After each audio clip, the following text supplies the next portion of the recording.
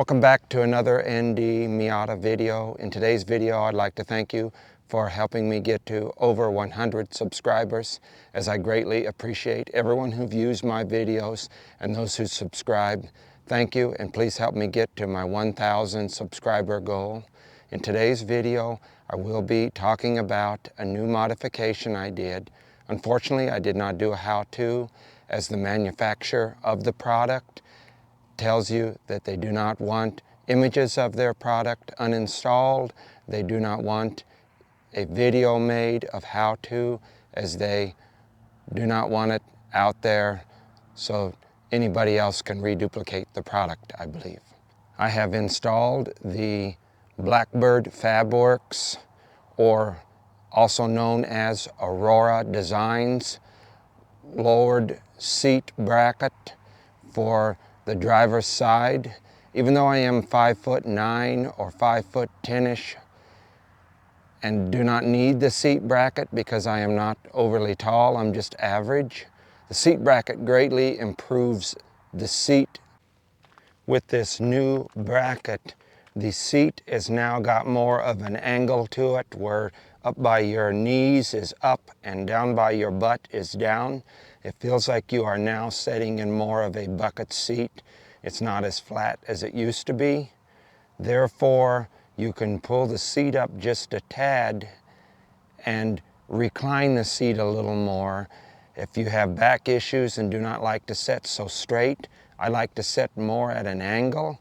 I found with lowering the seat with this new bracket here, it makes it where I can get my seat back to where I like it. I find that I'm looking more out of the center of the windshield, not the top side anymore. This greatly improves the comfort in the seat. This is the angle the seat used to be at with the old bracket, and you will see that now the new seat has more of a down towards the back side and up towards the knees.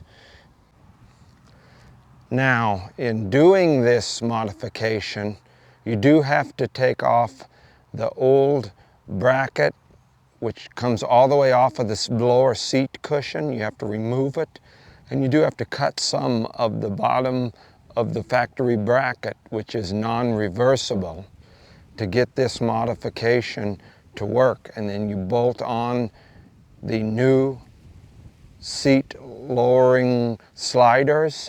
There is a lot of work involved. It's not super easy. You do have to know some of what you are doing and be comfortable with cutting the seat, because it is non-reversible. Once you do this, there's no going back. It makes the seat way more comfortable. I don't know why Mazda didn't have the seat have an angle already to it, more of a bucket style to it, instead of so flat on the bottom. All in all, it does take a couple hours to do the install.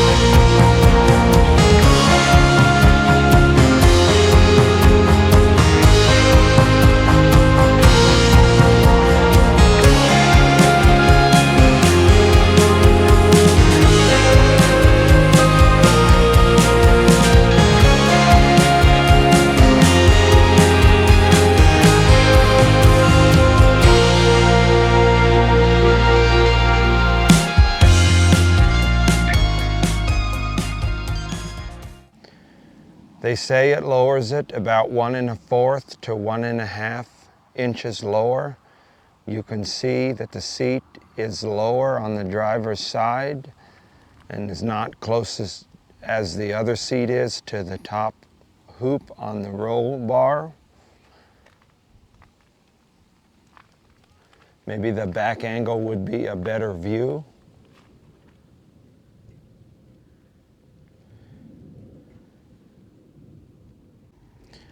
I have a nephew who is over 6 foot tall, and after installing the bracket, he says it greatly helped him too, due to his height.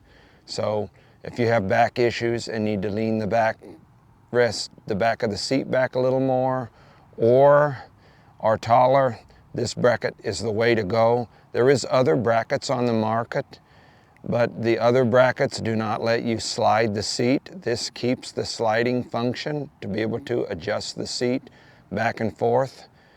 So that's why I went this route. I want to be able to slide it in case someone else needs to drive my car.